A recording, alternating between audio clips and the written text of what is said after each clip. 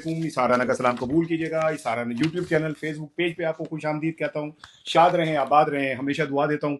और आज सोमवार है और 29 जिलहज है, 15 जून है और जनाब अली यकम 2 हो गई बाढ़ की।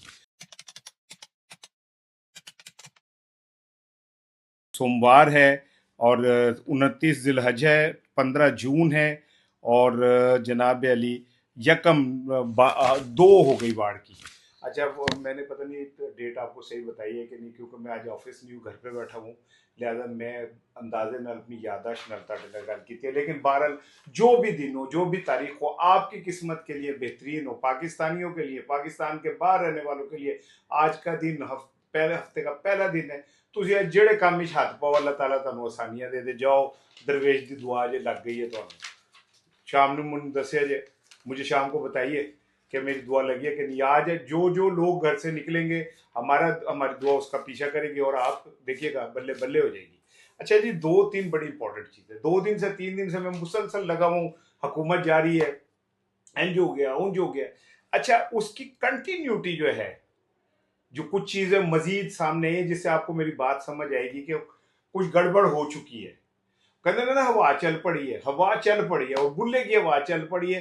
हवा जब चल पड़ती है ना, तो आप समझ लें कि मामला किसी और तरफ जा रहा होता है। यह हवा चलना क्या है, इसके ऊपर मैं बात करूंगा। और पंजाब हुकूमत के ऊपर तो मुझे लगता है कुछ 5 दफा दायरा इन करके लग गए हैं। अब इसका अंजाम देखिएगा कि कहाँ होने वाला है। ये बड़ा इंपॉर्टेंट टॉपिक है। दूसरा जनाब अली जो इंपॉर्टेंट चीज है वो ये है कि मंगल को जनाब अली को 3 बजे से 7 बजे तक अडयाला के बाहर जाए, मैं आपको कह रहा हूं, बड़ा बड़ा लंबा धमाका खेज शो होने जा रहा है। मंगल के दिन यानी कल के दिन 3 बजे से 7 बजे के दरमियान एक धमाका खेज शो, जिसमें थ्रिलर है, एक्शन है, ड्रामा है, सब कुछ है। कॉमेडी का नहीं मैंने पता, लेकिन ये सब कुछ मौजूद है जो होने जा रहा है। ये 2 बड़े इंपॉर्टेंट टॉपिक हैं जो मैंने आज आपसे बात करनी है। लेकिन इससे पहले एक इंपॉर्टेंट चीज आपसे शेयर कर दूं, वो ये है कि मैं उन लोगों में शामिल हूं जो मुसलसल ये कह रहे हैं कि भाईजान ये मुआहदा नहीं हो सकता। जैसे आपने कभी पंजाबी फिल्में देखी है, आज दिखाते हैं जी फिर शादी, बैंड बाजे बज रहे हैं और सारा चना कि बंदा आना कहता है ए ब्याह नहीं हो सकता। वो कहते भाईजान क्यों नहीं हो सकता, चावल कच्चे रह गए क्या, को कुड़ी का मेकअप सही नहीं हो, क्या नहीं हो सकता। फिर आगे से कहानी शुरू होती है जी। मैं मुसलसल आपको कह रहा हूं ये मुआहदा नहीं हो सकता। तो बहुत सारे लोग कहते हैं तेनों को बड़ी खुशी है कि ये मुआहदा ना, मैं कहता हूँ नहीं, खुशी नहीं है। मुझे ये समझ आ रही है कि ऐसा मुआहदा हो नहीं सकता। अब वो रात जब ट्रंप ने ये ऐलान किया कि जनाब अली मुआहदा कल हो जाएगा, शहबाज शरीफ साहब ने भी उसके ऊपर ट्वीट किया कि अगले 24 घंटे के अंदर मुआहदा हो जाएगा। मैंने भी अपने अखबार की जो मेन सुर्खी लगाई वो यही लगाई थी कि ना, अमेरिका और ईरान के दरमियान आज मुआहदा मुतवक्को है। मैं रात को ये सोच के सोया कि यार हो सकता है कि एमओयू साइन हो जाए, मुआहदा तो नहीं, एमओयू साइन होगा भी, और वो भी डिजिटली। दो वो अब उधर बैठे होंगे, वो उधर बैठे होंगे, उसके बाद होगा। फिर उसके बाद जेनेवा जाएंगे। एक तो मनूस हमने मेहनत की, राज्य मजियत चलाई है, तो डोली ले गए खेड़े। जिनेवा में जाके क्यों साइन कर रहे हो भाई, इस्लामाबाद में करो जिन्होंने इतनी मेहनत की। एनीवे, वो जब वक्त आएगा देखेंगे।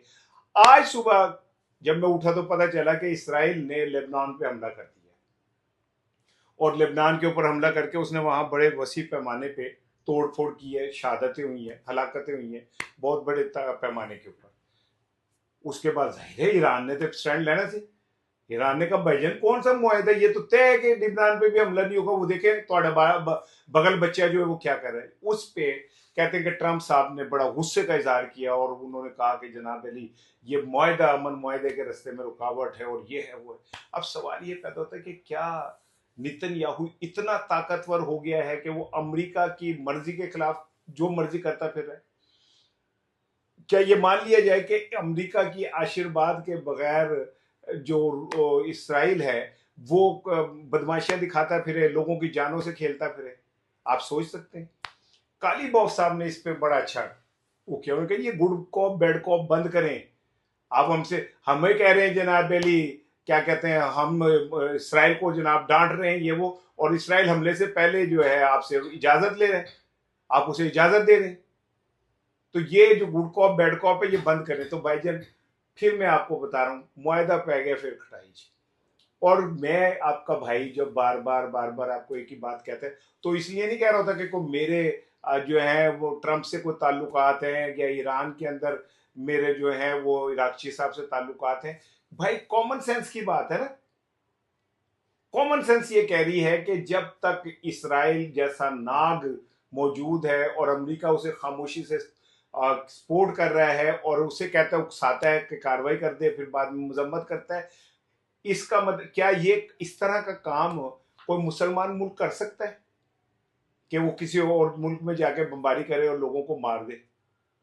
अगर इसराइल कर रहा है तो पीछे समझ लो ना कि कोई ना कोई गलती है वे ना। आई एम सॉरी, मेरा एसी नहीं है मेरे इस ड्राइंग रूम में, और पक्का मैं बंद करता कि मैं कभी आवाज ना तो डिस्टर्ब ना हो। जरा आप हसास लोग हैं ना भाई, आपका ख्याल रखना पड़ता है। तो क्या है, नेतन्याहू इस जोगा है कि वो ट्रंप की बात ना माने और सुबह उसे पता हो कि मुआहदा होने लगा, जान के बमबारी करे, उसे पता है कि इसका नतीजा क्या निकलेगा। तो इसका मतलब है कहीं ना कहीं कुछ और ही खिचड़ी पक रही है, और खिचड़ी यही है कि अमेरिका और इसराइल दोनों मिलके पूरी दुनिया को बेवकूफ बना रहे। वो ट्रंप पूरी दुनिया को बेवकूफ बना रहे। जब तक अब ईरान सरेंडर नहीं करेगा, यूरेनियम के ऊपर बात नहीं बनेगी। हालांकि ईरान को $3 अरब दे दिए, अभी यूए को भी कह दिया, कतर भी कह रहा है कि जी हाँ जो उसके पैसे वो दे देते हैं, लेकिन इसके बावजूद वो कहते हैं पैसे ले लो, लेकिन ये कि हम यूरेनियम नहीं आप पे छोड़ेंगे। मुझे तो ऐसा लगता है कि वो समझ लें कि कोई ईरान की जो क्यादत है पाकिस्तानी क्यादत की है, जिनकी जिंदगी सारी पैसे के पीछे है। मर जाते हैं यहीं पे, पैसे छोड़ के मर जाते हैं यहीं पे, इनके महल ताज महल, इनके बंगले शंगले यहीं रह जाते हैं, पैसे यहीं पे छोड़ के मर जाते हैं, और अल्लाह के यहाँ जाके फिर अजाब झेलते हैं। अजाब झेलेंगे। जिन लोगों ने मेरे मुल्क को लूटा, मेरी दौलत को लूटा, वो सियासतदान है, वो कोई अफसर है, वो कोई ताकतवर है, अल्लाह उनका बेड़ा गर्क करेगा। बहरहाल जी, मैंने कहा मैं ईरान की आपको बता दूं। वैसे एहतियात करें पंजाब में रहने वाले, अगर आपका हाजमा खराब है तो हाजमा ठीक कर लें। ठीक होना चाहिए थोड़ा हाजमा। अगर आपका हाजमा खराब हो तो बड़ा महंगा पड़ेगा, क्योंकि पंजाब की प्यारी हुकूमत ने, मेरी प्यारी लाडली हुकूमत ने आज टॉयलेट के ऊपर भी टैक्स लगा दिया है। और मैं उनका देख रहा था 2-3 पोस्ट लोगों की, जिसमें उन्होंने दावा किया कि जनाब अली, पंजाब हुकूमत ने फी टॉयलेट 2500 रुपये टैक्स लगाया है। रहीम यार खान के हॉस्पिटल के 15 टॉयलेट का 37,500 रुपये बिल भी भेज दिया। ऐसे रखो, अपने आप को ज़रा फिट फाट करें, को लबूबे कबीर और क्या नाम है खमीरा गाओ जुबान खाएं, जिससे आपका मैदा तगड़ा रहे।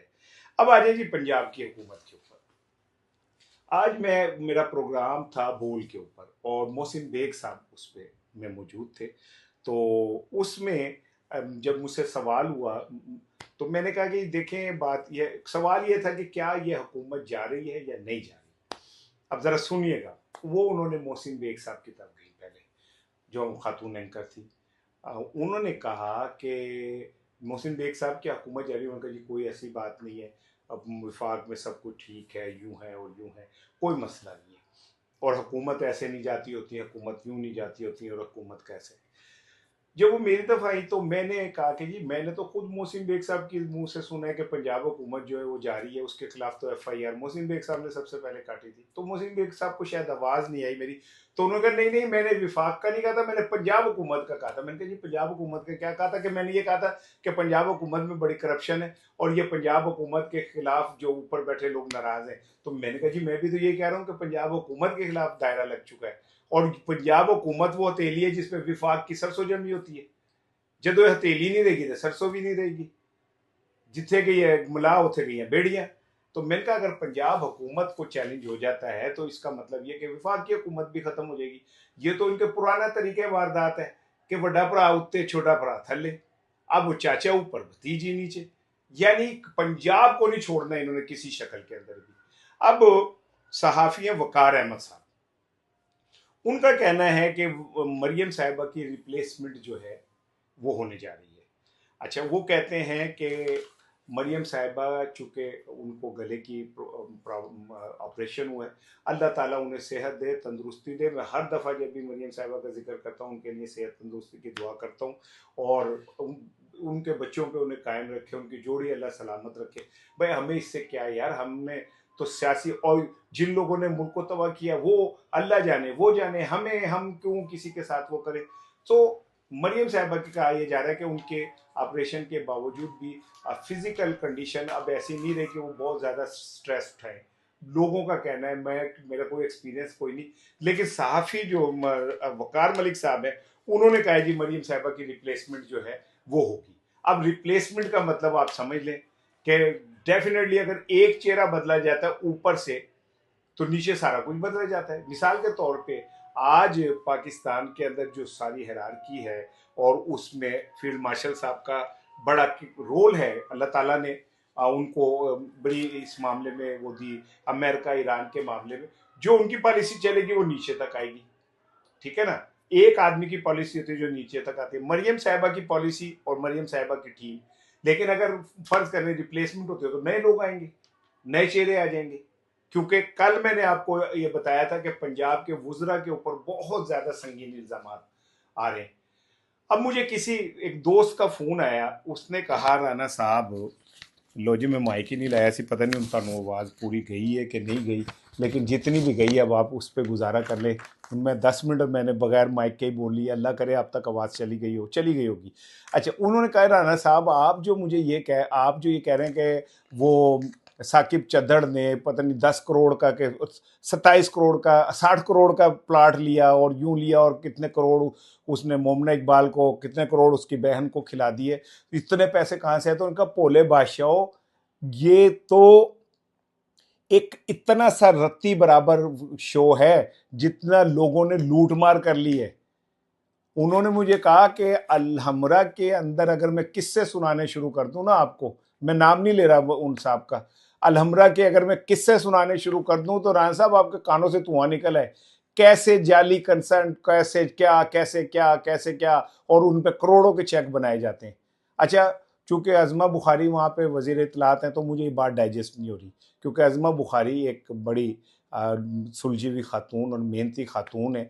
लेकिन ये कि जी अब इस तरह चेक बन गए, इस तरह के जाली अब म्यूजिक कंसर्ट हो गए, ये वो, एनीवे मैं I don't believe in it. उन्होंने मुझे जो बताई, मैंने कहा यार मेरे पास चूंकि कोई सबूत नहीं है तो मैं ऐसे कैसे किसी बात पे मान लूं। बहरल वो कहते हैं ये तो कोई नहीं, आप तो वजीरों की ताकतों का ही अंदाजा नहीं है आपको कितनी है, साकिब चद्दड़ी आपको टिका। बहरल बात में फिर वही आती है कि पंजाब के वुजरा की कारकर्दगी पे बड़ा निशान लग चुका है और ये कहा जा रहा है कि अक्सरियत वुजरा की मुख्तलिफ किस्म के किसी न किसी मसाइल का शिकार हैं। और फिर उसके बाद कुछ ये भी कहा जा रहा है कि इख्तियारात का नाजायज़ इस्तेमाल और मौज मेला और ये वो सारा उसे अच्छी नज़र से नहीं देखा जा रहा। ये सहाफ़ी वकार मलिक साहब का दावा है, मैं नहीं कह रहा। अच्छा, अब इसी में फैसल वाउडा साहब को सुन लें।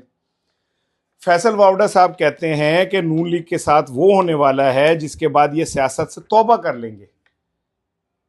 अब जब ये हम सारी बात सुनते, फैसल वाउडा को सुनते हैं, फैसल वाउडा कहाँ की बात करते हैं आपको अंदाज़ा है। मैं पाकिस्तान के बहुत सारे सहाफ़ी जब बोलते हैं या सियासतदान बोलते हैं तो मैं ये नहीं देखता कि कौन बोल रहा है, मैं ये देखता हूँ कि क्या बोल रहा है, क्योंकि मुझे ये पता होता है कि किस डाकखाने से बोल रहा है।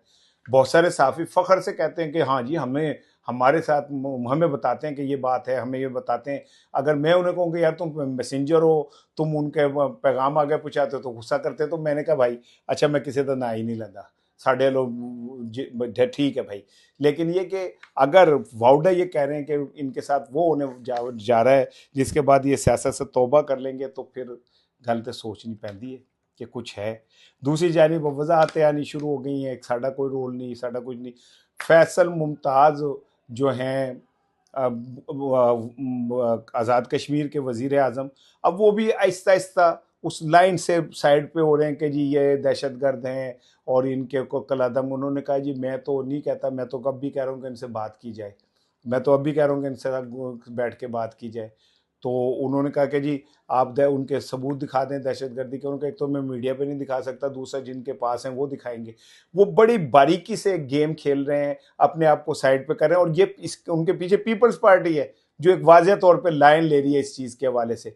चीज़ों को ज़रा आप कैलकुलेट कर रहे हैं, आपको समझ आएगी। साद रफ़ीक साहब कहते हैं कि इमरान खान ना हमारी तहवीन में है और ना जनाब अली हम इस जोगे के इमरान को गिरफ्तार करें और जेल ले जाएं भाईजान, असी इस जोगे नहीं गए। तो अब आप चीज़ें समझे कि लोग किस तरह वजाहतें करना शुरू हो गए।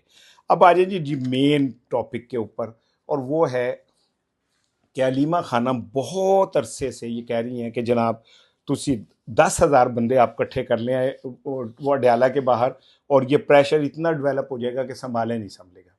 अब अचकजई साहब को और राजा नासिर अब्बास साहब को जो मैसेज दिया गया है वो ये है कि अचकजई साहब, नासिर अब्बास साहब, आप क्या कहते हैं, मंगल वाले दिन अडयाला तशरीफ़ लाएं 16 जून को, और 3 से 7 बजे के दरमियान हम 10,000 बंदे वहाँ इकट्ठे करके दिखा देंगे। अलीमा खानम साहिबा ने ये चैलेंज, पीटीआई ने ये चैलेंज एक्सेप्ट कर लिया है, और कहा यह जा रहा है कि इस बार पंजाब की पूरी जो तंजीम है वो पूरा जोर लगाएगी, केपी से बहुत जोर लगेगा, और ये सब मिलके एक जगह पे आके एक बहुत बड़ा इज्तिमा 10,000 बंदे का करेंगे। 10,000 बंदे अगर इकट्ठे हो जाते हैं तो समझ लें कि इंतजामिया को बड़ा वक्त पड़ सकता है उसे जमा, उन्हें हटाना, डिस्पर्स करना अगर करते हैं, और वो पिंडी की गलियों में निकल जाते हैं, सड़कों पे निकल जाते हैं, तो सोचे कि उस दिन पूरे शहर में क्या हो जाएगा।